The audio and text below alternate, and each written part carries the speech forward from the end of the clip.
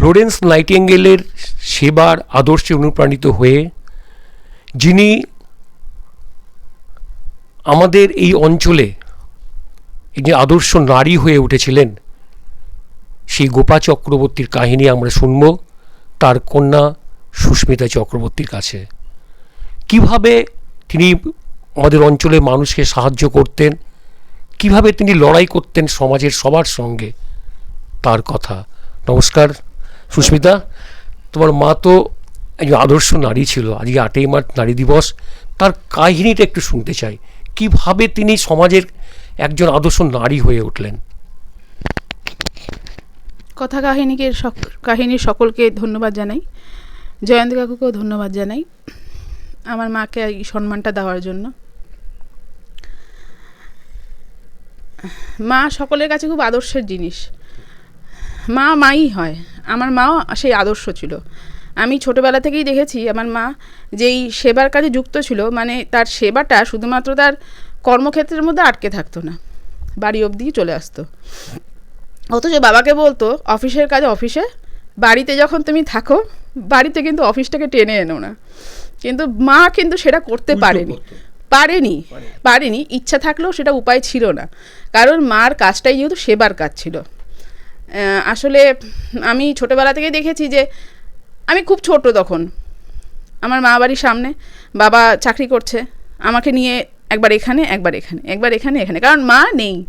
মা এতক্ষণ অফিস করার পরও বাড়িতে এসছে, আসার পরে দেখছে কেউ অসুস্থ, চলে যেতে হয়েছে। একটা কাহিনী শুনি, এরকম একটা কাহিনী যেখানে উনি তোমাদেরকে ছেড়ে চলে গেছে একজন মানুষকে সেবা করার জন্য, এরকম যদি একটি কাহিনী যদি শোনা যায়। অনেক কাহিনী আছে, তার মধ্যে এই মুহূর্তে যেটা মনে পড়ছে সেটা হচ্ছে মায়েদের শাড়ি বাচ্চারা খুব পরিচিত হয়। এখন আমরা সবাই চুড়িদার পরি মায়েরা, তখনকার দিনে তো মায়েরা শাড়িই পরতো। তা মায়ের যে কটা শাড়ি ছিল আমার খুব জানি এটা মায়ের শাড়ি। তা আমাকে একদিন, আমি স্কুল থেকে এসে হয়তো পড়তে গেছিলাম, মনে নেই ঠিক। তারপরে আমি আমার মা বাড়িতে রয়েছি। তা মা বাড়িতে থাকাকালীন মা বাড়ির একটা বারান্দা রয়েছে, যেখান থেকে বসলে পরে মেন রোড দিয়ে কে যাচ্ছে না যাচ্ছে সব দেখা যায়। এবার আমি যেহেতু মাসিদের কাছে থাকতাম, মামা বাড়িতে থাকতাম যেহেতু দিদার কাছে, আমি দেখতে পাচ্ছি অ্যাম্বুলেন্সে করে আমার মায়ের মতন একটা মহিলা শাড়ি পরে চলে যাচ্ছে। এটা আমার জানা ব্যাপার, কিন্তু আমাকে তখন বোঝানো হচ্ছে এটা তোর মা না, কিন্তু আমি জানি এটা আমার মাই। আমি জানি একটা মহিলাকে নিয়ে চলে যাচ্ছে, মহিলাটা খুব অসুস্থ। আমি হয়তো খুব ছোট ছিলাম, আমি হয়তো কান্নাকাটি করব, বায়না করব মাকে নিয়ে থাকবো বলে, এটা বাচ্চারা সবাই চাইবে। সেই জন্য আমি এরকম করবো বলে আমাকে হয়তো রাখতে অসুবিধা হবে সেই মুহূর্তে, সেই জন্য আমাকে রাখার যাতে কোনো সমস্যা না হয়, পরিস্থিতিটা যাতে মেকআপ দিতে পারে, সে বাড়ির লোক বলছে এটা তোর মা না, কিন্তু আমি জানি এটা আমার মাই। কারণ আমি কয়েক ঘন্টা পর যখন মা বাড়ি থেকে বাড়িতে আসবো, আমার মাকে আমি দেখতে পাবো না, দেখবো বাড়িতে মধ্যে একটা তালা ঝুলছে, আমি দেখতে পাবো না, আমি শিওর ছিলাম। আমি মাকে ডাকছি মা করে, মার তো তখন শোনার অবকাশ নেই, কারণ অ্যাম্বুলেন্সে করে মা বেরিয়ে গেল, কাউকে নিয়ে বেরিয়ে গেল। মা তার প্রফেশনটাকে এতটা বাই হার্ট নিয়েছিল, কারো কিছু হলে পরে না সে উদ্ভ্রান্তর মতন ছুটে যেত। আমার আজকে বাড়ির লোকের এই অবস্থা, সে তো যেতই, পাড়ার কেউ যদি হতো, কেউ যদি বলতো, মা এতটুকু সময় দেরি করতো না, ছুটে চলে যেত। মা নিজের কাজটাকে মানব সেবাটাকে মা এতটাই বেশি নিয়েছিল, বাড়িতে যখন আবার আমার কাছে যখন থাকতো, মা আমার কাছে, মা পড়াচ্ছে, মা খাওয়াচ্ছে, সব কিছুই করছে, মা সংসার ধর্ম করেছে, সব কিছু করেছে। আচ্ছা, আমি একটা প্রশ্ন করছি, যখন তিনি এইভাবে লোককে সাহায্য করতেন, যখন তার বিপদ হতো, তার বাড়ির লোকের বিপদ হতো, তখন কি পাড়ার লোকরা তাকে বা যারা এই সাহায্যটা পেত তাকে এসে ছুটে আসতো? হ্যাঁ, ছুটে আসতো না কেন, ছুটে আসতো। কারণ মানুষ তো মায়ের কাছে প্রচুর পেয়েছে, মার কাছে সবাই ছুটে আসতো। যে গোপাদির বিপদ হয়েছে বা বৌদির বিপদ হয়েছে, ছুটে যাই। আমি দেখতাম আমাদের একটা ঘরের মধ্যেই আমি পড়াশোনা শিখে বড় হয়েছি, একটা ঘরের মধ্যেই বাবার সাংস্কৃতিক ব্যাপার লোক আসছে, মার অসুস্থতার ব্যাপারে লোক আসছে, বাড়ির মা বাড়ির সব লোকজন আসছে, ছুটে আসতো না কেন, ছুটে আসতো। তোমার মার যে অনুপ্রেরণা, সেটা কি পাড়ার কারোর মধ্যে কি এটা এসছে? তুমি দেখতে পাচ্ছ তারাও কি এরকম তোমার মায়ের আদর্শে অনুপ্রাণিত হয়েছে বা দেখা যাচ্ছে তাদের মধ্যে কিছু? পাড়ার মধ্যে কাউকে বা তোমাদের বাড়ির মধ্যে কাউকে তুমি কি দেখতে পাচ্ছ তোমার তার আদর্শে অনুপ্রাণিত হয়েছে?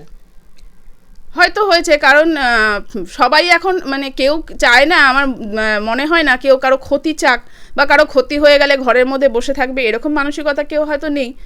চায় হয়তো সবার ভালো হোক, মানে কারো বিপদের দিনে কেউ পাশে এসে দাঁড়াক। কিন্তু আমার মার প্রফেশনটা যেহেতু এটা ছিল, সেটার জন্য আরও বেশি আমার মার ব্যাপারটা অন্যরকম ছিল। যারা ঘরোয়া তাদের ব্যাপার সঙ্গে আর মার যেহেতু প্রফেশনটা আলাদা, দুটোর মধ্যে তো এক হতে পারে না কখনো। সেই জন্য তার কাজটাকে তিনি ভালোবাসতেন এত, সে তার কাজের মাধ্যমেই তিনি অঞ্চলের লোককে বা তার পাশাপাশি যারা থাকতো তাদেরকে সাহায্য করতো। হ্যাঁ, একদমই তাই। আচ্ছা, একদম। এছাড়া উনি তো একটা ধর্মে বিশ্বাস করতেন, সে ধর্মের ব্যাপারে কোনো ছুটমার ছিল তার প্রফেশনের সঙ্গে, তার সঙ্গে এটার সঙ্গে কোনো জড়িয়ে ফেলতেন না তো উনি? মানে তার ধর্মটা যে এখানে ছিল তার ধর্মটা আলাদা, তার মানুষের সেবার জন্য তার ধর্মটা ভিন্ন হলেও তিনি এগিয়ে যেতেন, সেরকম কোনো ঘটনা ঘটেছিল? না, ছুতমার কিছু না, কারণ মার আমি দেখেছি যে ছোটবেলা থেকে উনি যেহেতু প্রথমেই ছিল মানব সেবা, তারপরে হয়ে গেল ভগবত সেবা, গোবিন্দ সেবা, মানে সেবাটাই রয়ে গেল। এটা হচ্ছে প্রথমে হলো কর্ম, তারপরে হলো ধর্মতে সেবাটাই রয়ে গেল।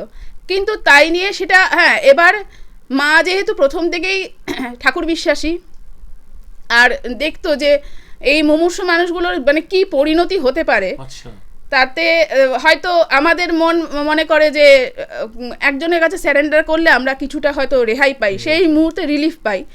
সেই জন্য আমার মা মানে সেটা করতো, সেটা পরের দিকে তো করতোই, কিন্তু পরের দিকে যখন ইনি ইস্কনের ভক্ত হয়ে গেছিলেন তা সেটা করতো, কিন্তু কোনো বাড়াবাড়ি বা সেই ছুতমার ব্যাপারটা ছিল না।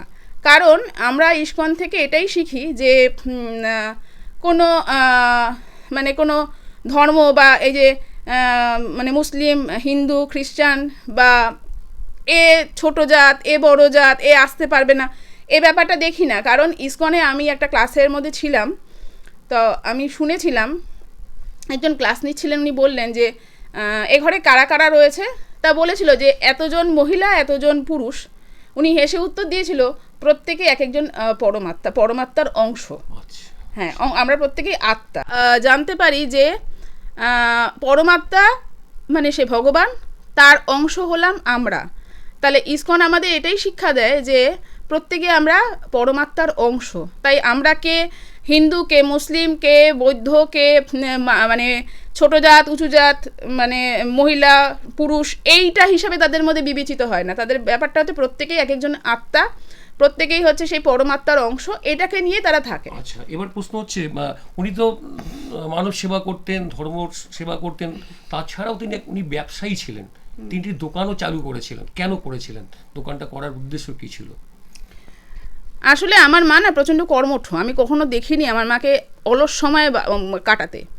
মানে আমার মনেই পড়ে না আমার মাকে মানে বিনা কারণে আমি কখনো শুতে দেখেছি। উল্টো আমরা যদি কখনো শুয়ে থাকতাম বা যদি বসে গল্প করতাম, আমার মা বলতো সারাক্ষণ শুয়ে বসে থাকাটা কী, আমার মা পছন্দ করতো না। আমার মা বলতো যে যতক্ষণ মানে দেহের মধ্যে ক্ষমতা আছে উনি চাইতো কাজ করে যাওয়াটা, কাজটাকে উনি খুব ভীষণ প্রাধান্য দিত।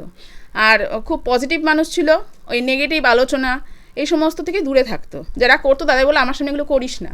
আমি কখনো দেখিনি রাস্তার মধ্যে এক জায়গায় ওই দাঁড়িয়ে ওই গল্প করা, পিএনপিসি করা, এগুলো কখনো দেখিনি।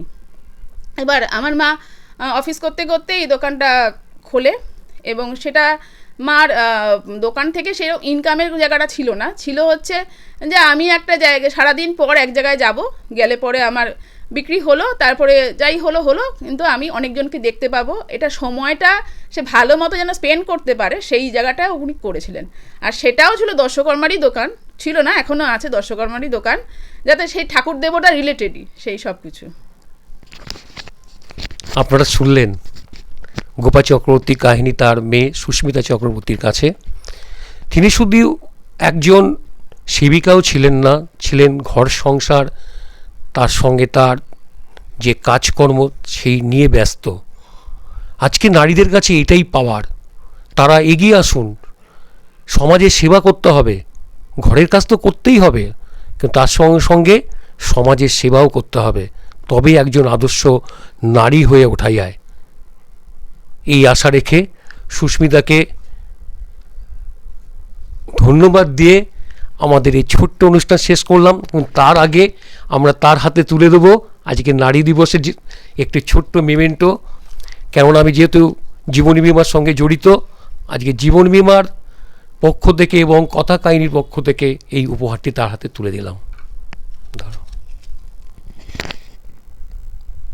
নমস্কার। অনেক ধন্যবাদ।